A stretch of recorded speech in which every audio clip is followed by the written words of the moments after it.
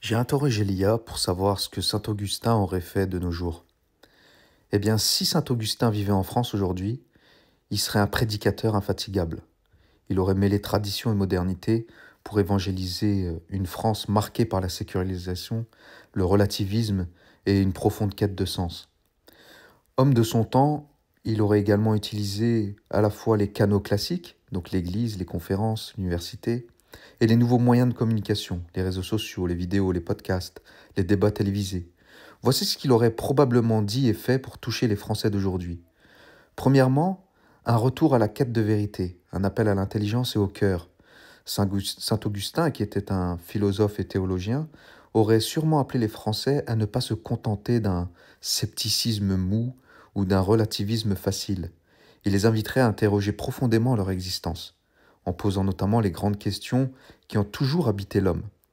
Les questions sont les suivantes. D'où venons-nous? Pourquoi sommes-nous là? Quel est le but de la vie? Pourquoi nous souffrons? Dieu existe-t-il vraiment? Et que change cette réponse pour nous? Donc dans ces sermons, lorsqu'on les étudie, qu'on étudie également ses conférences ou ses œuvres, il insisterait vraiment sur le fait que l'homme moderne, malgré son accès infini à l'information, est en proie à un grand vide intérieur. Il montrerait que la science et la technique, bien qu'extraordinaires, ne répondent pas aux désirs les plus profonds du cœur humain. Il reprendrait ces mots d'autrefois, mais en les adaptant aux Français d'aujourd'hui. Notre cœur est inquiet tant qu'il ne repose pas en toi, Seigneur. C'est ce qu'il aimait dire. Il encouragerait donc les chercheurs de vérité à ne pas fuir ces grandes questions sous prétexte qu'elles sont exigeantes, mais à oser aller au bout de leur quête en examinant sérieusement la foi chrétienne. Deuxièmement, saint Augustin aurait une évangélisation par le témoignage et la charité active. Conscient que la France contemporaine se méfie des dogmes et des discours autoritaires, eh bien saint Augustin adopterait une approche incarnée. Il montrerait que le christianisme est avant tout une vie transformée, une rencontre personnelle avec le Christ. Il s'immergerait donc au cœur des réalités sociales françaises. Par exemple, il visiterait les banlieues et dialoguerait avec les jeunes en quête de repères. Il irait à la rencontre des sans-abri, des réfugiés, des laissés-pour-compte, en mettant en pratique l'amour du Christ. Il s'adresserait également aux intellectuels, aux artistes, aux politiques, leur proposant une vision chrétienne du monde qui ne soit ni passéiste, ni moralisatrice, mais porteuse d'espérance. Il encouragerait également un dialogue ouvert avec les athées, les agnostiques, les musulmans et les autres confessions en cherchant des ponts et des points d'unité. Il n'hésiterait pas à rappeler que la foi sans les œuvres est morte et que l'Évangile doit être vécu dans la justice et la solidarité. Troisièmement, une présence médiatique forte à travers les réseaux sociaux, les podcasts, les débats, les vidéos. S'il était en France aujourd'hui, saint Augustin serait omniprésent sur les médias et les réseaux sociaux. Il tiendrait un podcast hebdomadaire, par exemple, où il expliquerait les fondements de la foi chrétienne avec une intelligence lumineuse et un langage accessible. Il interviendrait aussi, par exemple, régulièrement sur YouTube, TikTok ou Instagram pour répondre aux grandes objections modernes contre la foi. Par exemple, les grandes objections modernes qu'on pourrait avoir, c'est Dieu n'existe pas, la science a tout expliqué.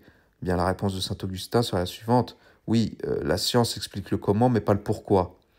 Euh, les objections modernes sont aussi du style «Oh, l'Église, vous savez, elle est hypocrite et a fait trop d'erreurs». Et on aurait des réponses de saint Augustin du style «Les hommes des églises, les hommes d'église sont imparfaits, mais le Christ lui-même est parfait, ainsi que la doctrine de son Église». Les libéraux également diraient aujourd'hui, dans la société moderne, «Je suis libre, je fais ce que je veux».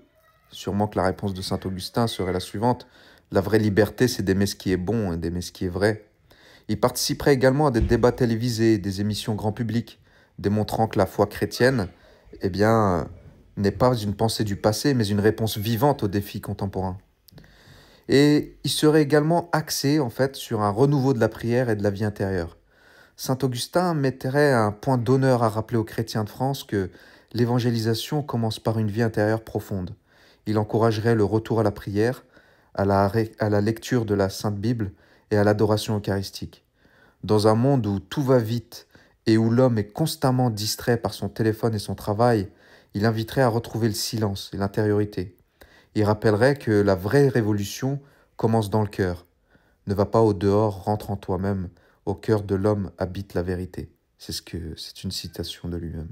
Il insisterait aussi sur la joie chrétienne, loin d'un christianisme triste ou moralisateur. Il montrerait que suivre le Christ, c'est une aventure passionnante qui donne du sens à la vie et qui bien sûr rend heureux. Et il ajouterait aussi un message d'espérance pour la France. Saint Augustin ne serait pas pessimiste sur l'état spirituel de la France. Il rappellerait que les périodes de crise sont souvent des périodes de renouveau. Il encouragerait les croyants à ne pas céder au découragement et à être témoins, non par la peur ou la nostalgie, mais par une foi joyeuse et contagieuse. Il pourrait conclure ainsi un de ses discours, je le cite, « France, toi qui as tant reçu du Christ, retrouve la flamme de ton premier amour.